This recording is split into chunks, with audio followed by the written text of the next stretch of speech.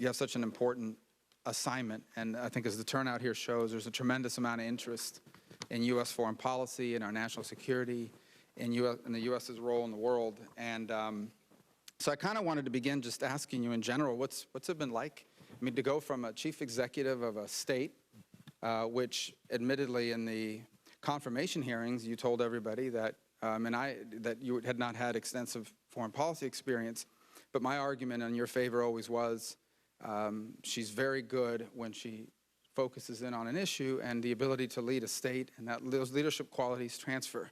And certainly in the months leading up to that, I mean, you just really dove into the details of foreign policy, and I think it's been demonstrated in the first few months that you've been there already. So just what has it been like to be the UN ambassador? I didn't really have any thoughts about what the UN would be like. And so I went in very open-minded, and I went in knowing that I had made a promise to the people and to those that approved me that I needed to show value in the UN. And we needed to show how the UN could be helpful, and we also needed to see how we needed to change the UN. The nice thing is when we got there, you know, we had a lot to say, and I'm loud, I'm good at that. So we made a point to just really tell what the U.S. was for, what the U.S. was against, and take away any gray areas that there may have been.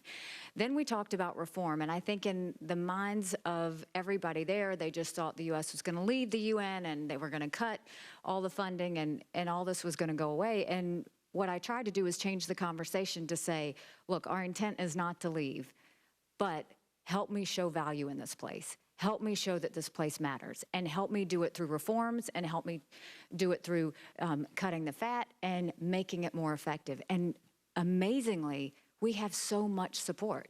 We're moving through budget negotiations now, and they're working with us on the budget negotiations. They see that we're well-intentioned, that we're not just trying to cut for the sake of cutting, that we're trying to be smart about our spending. And then when it comes to management reform, there's now a group of people that want to see that happen. So that's good. The surprise of the UN, pleasant surprise, is other countries really do send their best and brightest to the UN. And the people that they send have the ear of their president. And that person has the ability to negotiate very well. So you've seen me push foreign policy because I see an avenue there that you could totally make the UN work for you if you work, you know, negotiate, have conversations, push the narrative. It can happen at the UN. But as you know, I mean, I don't think this is a mystery, right? Going in after the election, the president's views on foreign policy and his views on the value of multinational institutions was an open question. Do you think that that sort of uncertainty going in gave us an advantage because people, in essence, did going in, the notion that people weren't clear yet where the U.S. was going to head, did that create a space for you to kind of go in and make that argument? It totally gave us leverage because no one knew what to expect. And because of that, they were very attentive. What they knew is they couldn't take the U.S. for granted anymore. What they knew is we were watching and we were changing things, and they wanted to know how it was going to affect them. In some ways, they were focused on budget. But if you talk about Syria and the chemical weapons usage by Assad, the idea that we said you can't do this and the president followed it with strikes really showed them we're moving things. And the comments that I got from ambassadors, all different areas, said it's so good to see the U.S. lead again. So if someone out here sitting today with the belief that the UN is not an effective mechanism, or asks the question, why should we be contributing all this money to this forum where oftentimes these very small nations with an agenda can basically block action, or in the case of the Security Council where major issues in the world cannot be addressed because of one or two permanent members who decide to use their veto authority, how would you, in the most concise way, explain to people what the value is of the UN and or what an effective UN looks like in the 21st century, and what can we do to move it in that direction? Well, and I don't think we need to spend all that money. I mean, there's definitely fat around it. There's definitely bureaucracy, so I think that from that standpoint, we can cut. But I also see you've got peacekeeping missions around the world that are intended to protect people on the ground. And what they've done is in conflict, whenever there's a challenge, they just threw more troops at it. Well, the problem with that is if the troops aren't trained and they don't have the equipment, how are they going to do their job? And so being able to make it smarter from that standpoint, that's great stability. If we can bring stability to an area, that's going to matter. I know you've been very involved in the peacekeeping efforts. Can you just fill in for us the details of what the work is you've been doing to try to reform that process? Well, I mean, I think that the main thing with the peacekeeping that we said was, okay, first of all, let's go back and look. What's the political solution of the area? We have to look at the politics in the area. Then we have to look at what was the original intent. And then from there, go and say, is it effective? And that's how we've maneuvered. And in a lot of cases, we've been able to cut a lot of problem areas. But the one thing we've also done is we're holding the troops accountable now. A lot of cases, the troops were there, and if the terrorists were coming in, they were running the other way. They weren't protecting the people on the ground. Or, like you just saw in Congo, you've got all these rapes of children happening by the troops. And one of the things we said is you've got to hold those troop contributing countries accountable. And we just basically said you can't have this happen. And those Congolese troops, the troops that were there, they're gone. We moved them out, we're moving new ones in. Is there one peacekeeping mission in the world where you look at and say that's an example of where it works, where it's actually working? I can honestly say with all the renewals we've done, which is 4 or 5, they are all going to start to work. The ones that are difficult, South Sudan, Congo, those are the ones that are really concerning that you almost wonder, how are we going to fix this? One of the areas that I know there's been a lot of conversation about is the Human Rights Council, and it's received a tremendous amount of criticism, particularly because of its obsessive focus, for example, on the constant singling out of Israel. So when you have countries like Cuba and Venezuela, Saudi Arabia, and other habitual violators of human rights, how does that, I guess the first question would be, I mean, how does that impact the credibility or the legitimacy of a Human Rights Council whose very members are serial violators of human rights of their own people? The United States has always cared about human rights, and we don't see human rights as a fluff issue. We see human rights that it generally is related to peace and security. And if you go back in history and time, you see that the worst conflicts all came from governments not taking care of their people. And so human rights has to be very important. The reason why I didn't just make a statement from New York was I really wanted to hit that home. So I went to Geneva and talked to the members of the Human Rights Council and basically said, look, the United States doesn't want to leave the Human Rights Council, but you got to give us a reason to stay. Because with Venezuela, which is a perfect example, and that situation's so much worse than what you see on TV. I tried to call an emergency security council hearing on Venezuela. My colleagues were not happy that I was doing that and didn't think we needed to do it because they said it wasn't a peace and security issue. We had the hearing anyway. They all said this should be happening in the Human Rights Council. Well, why hasn't it been heard in the Human Rights Council? Because Venezuela sits on the council, along with Cuba, along with Saudi Arabia, along with China. And so what happened is it's now a place where actors go to make sure they're not pointed at. And it's a place where they have no problem pointing at others or abusing others like Israel. So, you know, what we left them with was something's got to change. Either we can do it here or we're going to go fight for human rights somewhere else. Are you hopeful? I mean, do you see the signs that there is a willingness among enough of the members of the council to reform it in a way that would allow the U.S. to continue to be a part of it? They took it seriously. And, you know, one of the items I brought up was Agenda Item 7. And what that is basically for any sort of human rights violation for any country in the world, you go through Agenda Item 4. It allows you to say that there's a problem. Agenda Item 7 is solely for acts condemning Israel. Why would you do that? When you have Syria and North Korea and all of these other places, and you're going to have one agenda item for Israel? If you have to hit Israel, fine, but do it under Agenda Item 4. So just to be clear, the UN Human Rights Council has a specific agenda item that is a permanent agenda item. Israel's always on the agenda. It's just an Israel bashing item, and it's been there forever. And because it's there, they're constantly trying to use it. Whereas I want the attention to be on North Korea and Syria. And if Israel does something, just do it through Agenda Item 4. And I want to get back to the anti-Israel situation in a moment in the UN. But you said something earlier that I wanted to explore with you a little further, and that is human rights as it relates to national security and our national interests. And oftentimes you see human rights portrayed as a nice thing to do, as a sort of a emotional thing to do. But you have made it a priority to kind of link human rights and national security as interrelated, and maybe you can kind of get into that a little bit more deeply. Well, I think let's look at just conflicts in the past. If you go and let's look at Syria. because that's a major conflict that we're all concerned about, and it's not getting any better. How did it start? You had a group of 13 to 15-year-old boys that were having fun, that happened to spray something against their government, which really wasn't that bad, on a wall. Officers go pick up those boys, they brutalize them, they pull their nails out, they return them bloody and bruised to their parents. And what would parents do? They got upset. They went out to the streets and started complaining about what happened, and other parents joined them. And through those situations, we're now dealing with conflict. Go back to Tunisia.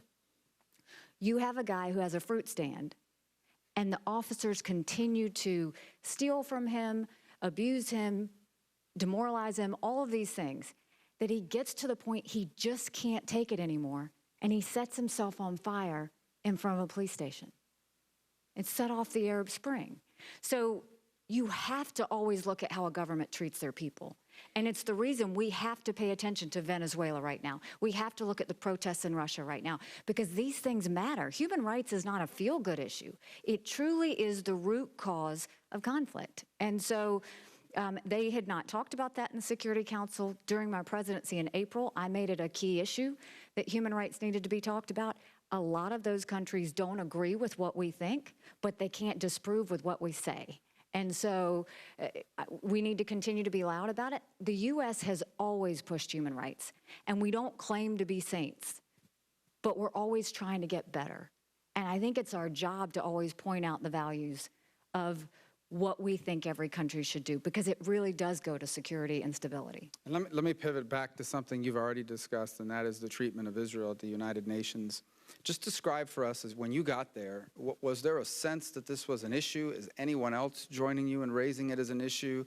And what are the prospects of sort of creating some level of parity here, or some level of fairness in terms of the disproportionate amount of focus on Israel in comparison to some of the other places in the world, like you've discussed already, Syria and the like? I mean, what's the plan, and what have you done, and what do you think the prospects are moving forward? So I really didn't know that much about Israel and the UN. I didn't know that much about what the history was there. I had heard a little bit about it, but really wasn't that involved until I saw it. All I've done is tell the truth on what I've seen, and to go and be in that hearing on the Middle East and to hear every single country not talk about the threats in the Middle East, not talk about the terrorism that we're seeing, but all they did was bash Israel. It was abusive. And they did it in a way that you can tell it was a habit, and they've done it every month for the last 10 years. Think about the time we could be working on other issues. And so I just called them out on it. I said, this is ridiculous. We're dealing with issues in North Korea and Syria and, you know, all the issues in Africa, and this is what you want to talk about? So I did say that things needed to change. Again, it does show how the UN is changing, because in the next, when we had our Middle East hearing, when I was president, I really focused on all the threats in the Middle East and where we were going. We probably had about half go that way, and the other half continued to do the Israel bashing. But this past month, Bolivia had the presidency, and they had as two of their speakers, they had 2 Arab leaders that were coming in, which is fine. But I said, well, you have to have, you know, someone else to balance it out. They agreed to that. But what we saw was everyone except for about 1 or 2 didn't bash Israel. And I said to them, I don't want you to pick a side. It's not about either being for Israel or being for the Palestinians. I want you to talk about what this means and where we go from here. And do you know, almost all of them talked about supporting the peace process and encouraging both sides to come together on the peace process. It was a habit. They just didn't even know they were doing it.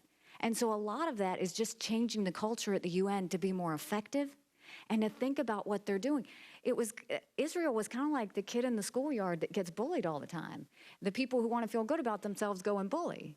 And that's what they were doing to Israel. And so is your sense that what happened that month or in that meeting a sustainable thing? Or do you think there's hope here that that is something that can be sustained? Because what it sounds like you're describing is sort of muscle memory had built up over 10 years. It was just, you kind of went through, this was what you did. This is what they've always done. And your challenge forced them to go back and kind of reevaluate how they behave or the way they conduct these meetings? I'm not asking them to change their minds. I'm just saying be balanced about this and be fair about this and understand all the conflicts in the world. In April, when I had the presidency, I didn't think it would last past my month of trying to get them to move. The idea that this month, that in the breakfast where we're deciding the agenda, and I said, okay, are we going to have another Israel bashing session? The idea that the other members said, why don't we make a push to support the peace process, was great. I mean, I just couldn't believe it moved that fast. Now I mean, whether it's sustainable, we'll have to wait and see. I don't think that's going to stop the abusiveness there, but I think they're conscious of it now. So two quick things, I don't want to run out of time. The first is, talk to them. A lot of people are not aware, but as our ambassador to the United Nations, you also have retained, which the previous administration apparently did as well, a cabinet level standing, which makes you a member of the National Security Council. So beyond the meetings where we see you on with that earphone and when other people are talking and kind of engage in these debates, what other aspects of this job that maybe people are not familiar with are part of your mission? I'm usually here in D.C. Once a week or every 10 days. We do have White House meetings and we do have NSC meetings, and those are the meetings where we decide policy. And I'm a policy girl. I mean, to take this job, I wanted it to be a cabinet position, and I wanted it to be the National Security Council, and it helps me do my job better. Because when I know where the issues are, when you negotiate at the UN, if you know the direction that the country's going before others know it, you can steer the conversation. And so what I can tell you is on the NSC, you've got an administration that's active, that's strong, but the world is schizophrenic right now. And so there's hot spots everywhere. And so we're just constantly meeting on different areas to decide where do we go from here. But it's a great dynamic. I will tell you, it helps you do your job when you've got to interact with other countries to know exactly what the decision-making process is. You just came back from a trip. I think one of the places you visited was a refugee camp. And I know you shared it with us yesterday in the Foreign Relations Committee in a meeting with the members. But what did you see there? Is there anything there gives you hope for the future, and does anything there give you cause, of course, for deep concern in the long term? So I did multiple, I always go to refugee camps and then also see refugees outside of the camp. I did it in Jordan and in Turkey because I was interested in the Syrian migration and what was happening with the Syrian refugees. And then I did it in Israel and Gaza to see what was going on with the Palestinians and them in the camp. What I can tell you that is amazing is, first of all, the Syrian people have an amazing resilience about them. They are hopeful. They are able to smile. They've seen a lot and they've been through a lot. But through all of this, they remain hopeful. And they still truly believe they're going home. And I hope and pray that that does happen. What I saw in Jordan and Turkey was the fact that both of these countries are doing amazing jobs at taking care of Syrians. You look at Jordan, they've taken in 1 million people, but they're supplying them health care, education, and a stipend per person. So they all have this debit card. Well, we know how those things can be abused, but what they have going on, and it's with the UN, they use this debit card at banks, in the grocery stores, you know, whatever, and it's iScan. There is absolutely 0% fraud. Think about that. We should be doing that. But not only that, it's a registry. So we know who they are, where they're from, who their family members are, all of those. So I'm working right now to make sure that we partner with the UN to have that information, because that information is valuable for all of us. So you look at Jordan doing that, then you go to Turkey. Turkey's taken in 3 million Syrians in the last few years. So you look at the fact that they are doing the same thing: healthcare, education, making sure that they have funding. The Syrians aren't looking for a handout. They're starting their own businesses, they're learning a skill, all of these things. But Turkey, what was special there is the Turkish doctors in 3 months trained the Syrian doctors to take care of the Syrian people. So you're using the talent. Syrians are more comfortable dealing with Syrian doctors, and it's taking the strain off of Turkey. So both of these countries have changed over time. My focus was, how is the U.S. going to deal with the Syrian conflict? Because we can't deal with it like we did in year 1 and year 7. We need to be forward thinking. And what I came away from was a couple of things. Jordan and Turkey are pressed. They've now had to go to double shifting of schools. Jordanians and Turkish children go in the mornings, and Syrians go in the afternoon. So they're feeling the pressure, and we're starting to see it turn to where they could get resentful. The roads are crowded because Syrians are so well skilled. They're competing for their jobs. As you look at that, Syrians are very grateful. Jordanians and Turkish want to be helpful, but they're wondering, where do we go from here? It is our job to support those host countries, not with a check, but to see how we can handle them. They're both different. They can't be treated the same.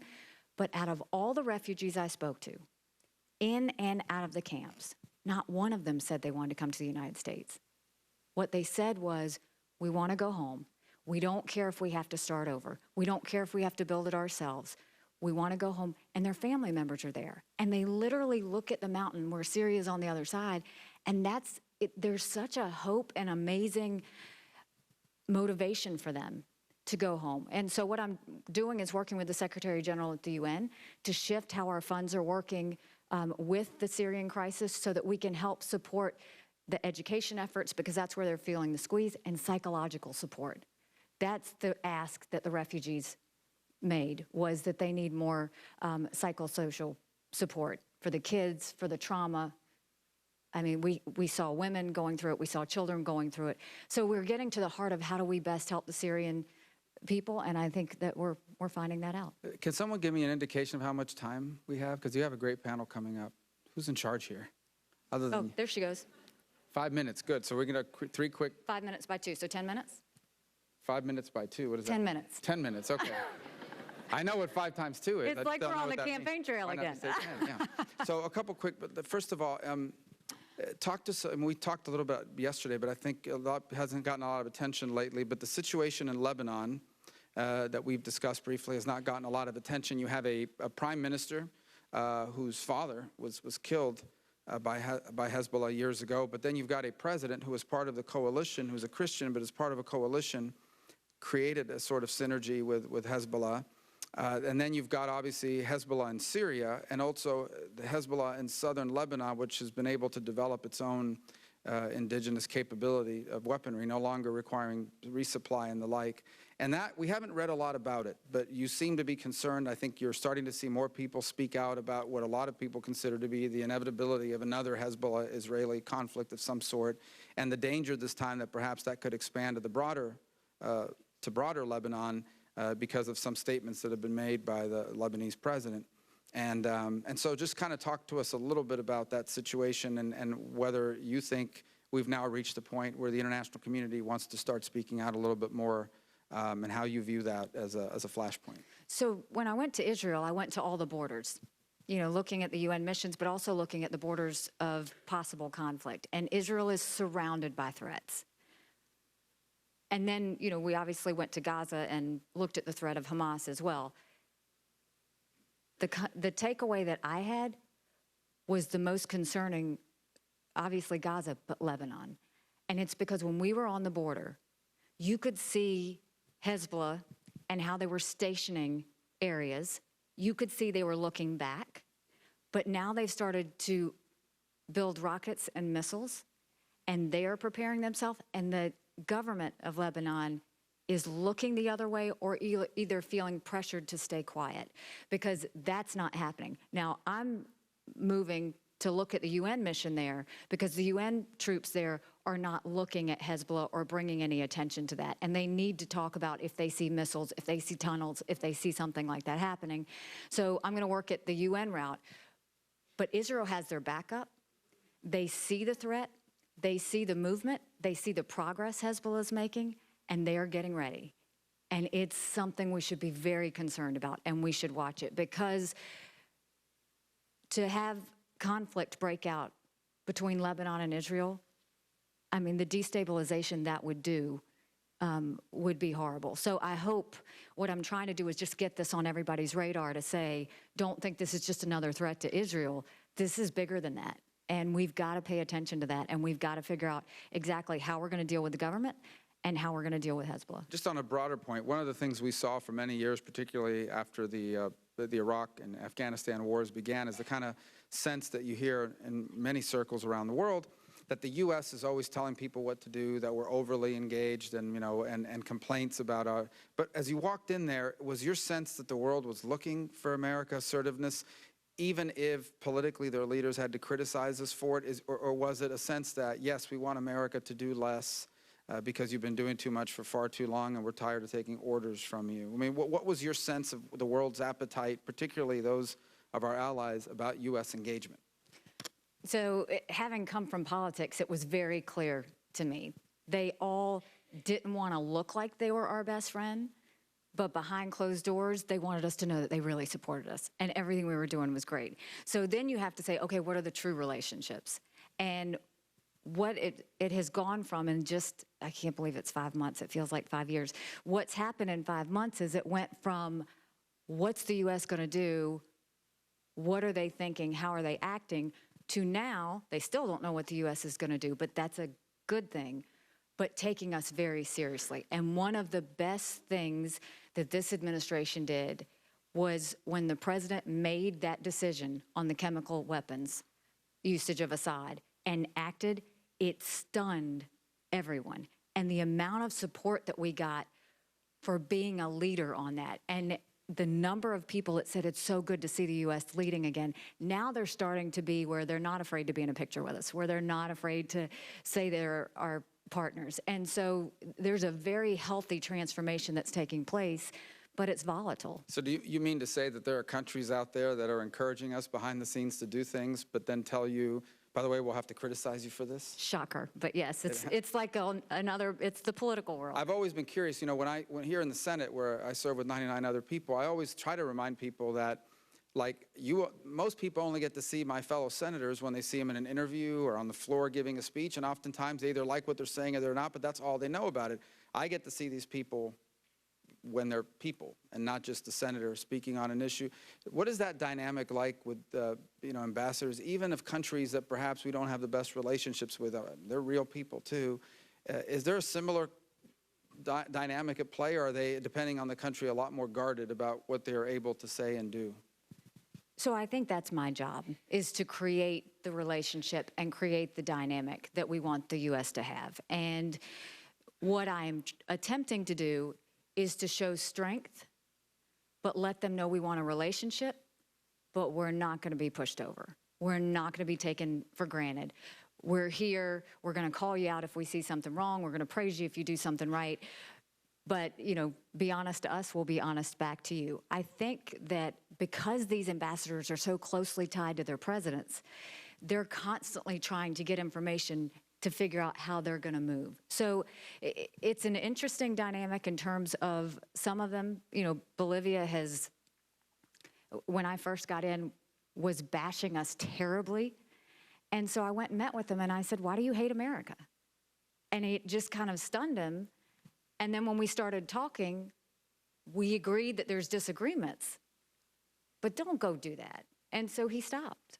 And it doesn't mean he doesn't part with us or say what his disagreements are, but that's the part we have to stop. The rhetoric we have to stop, because that's unhealthy. It doesn't allow us to move the ball forward. It doesn't allow for any good to happen if we allow that rhetoric. And so that's the culture change, again, that we're trying to change.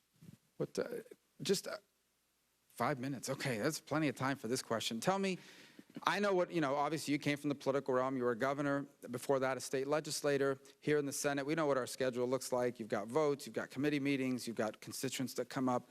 What, if there is such a thing, what does the typical schedule of the UN look like for you and for your staff on a regular basis? There are regular meetings of the Security Council, regular meetings of the General Assembly. What is that like from week to week? Understanding that there is no typical day, but what does the typical week, if there is one, look like for you? We're trying to bring order into chaos because it is fast moving and a lot of things are happening, but these are such important situations. So basically, the Security Council is all year long. It's typically 4 days a week, and 15 members meet, 5 the permanent ones, UK, France, Russia, China, and us, and then you've got the 10 elected members that rotate out every 2 years. So I apologize, you meet 4 times a week, the Security Council. Is that always you, or sometimes you're representative? No, it might be my deputy ambassador as well, so we pick and choose when I should participate, when she should participate, but we're always negotiating what is going on at the time. And so it's always a team effort in terms of how we do that. Then you've got the General Assembly, which starts in September and ends in December, but the negotiations go on all year. So right now we're negotiating the budget. And so those committee meetings happen separately, a lot like y'all have, and so those continue on. And then you have to build relationships, and I've got to meet 193 ambassadors. And so you're also trying to go and make sure that you're meeting them, that they know you're there, that you're not ignoring them, and that they're important, all while trying to do the DC work, which I really do love policy. So the idea that we can go and decide how to move as a country in terms of changing the dynamics is important. So the DC New York thing is busy, but I can do video conference when I can't get here, so it still works. But to say we're all over the place is a good thing. We've got our hands in all of the pots that matter, and now I've just got to make sure that our voice is strong and that we're being heard and that people know what we're for. Would you say that for the vast majority of countries at the UN, their mission to the United Nations is their most important diplomatic outpost? They look at this as, I mean, only senior people get these positions. This is considered their most trusted and senior person to send to New York. The UN is such a big deal for all of them. And so they didn't understand the UN backlash, but now I think they understand it's not that we don't see the UN as important, but you can't just take our money and not let us have a voice or not think that we're going to be a player and do all those things. So I think there's a new respect for where we are, but I also think that we have to respect all of these people who are there and the fact that that is the person that has the presidency here. So too quick, have you been back to South Carolina? I have. Michael and I took the kids for spring break. To South Carolina? For a week, yeah.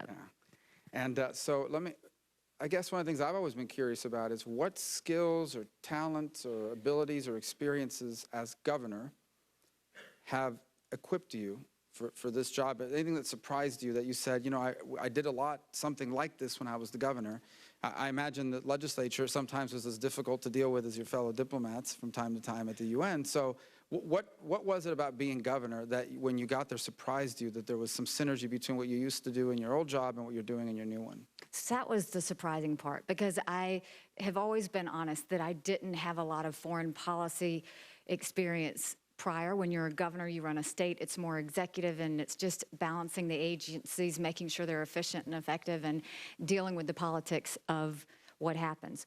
Going into foreign policy, it's been like I'm studying for a final exam every day. I mean, the idea of it's a constant learning curve is there, but there's a lot of things that actually work. And one is trusting your gut and moving with your instincts is very important.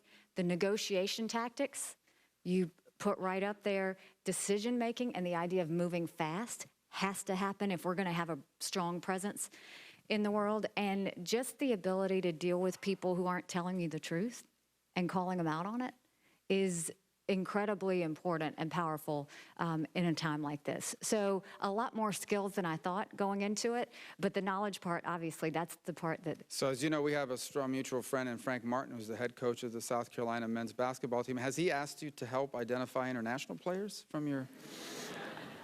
No, because he knows I'm a Clemson girl. Oh, all right. But we I should have asked about Clemson. But we are proud of Frank, and I do miss the people of South Carolina. A lot of people comment on the fact that I have my palmetto necklace, and that really is because you never forget where you come from.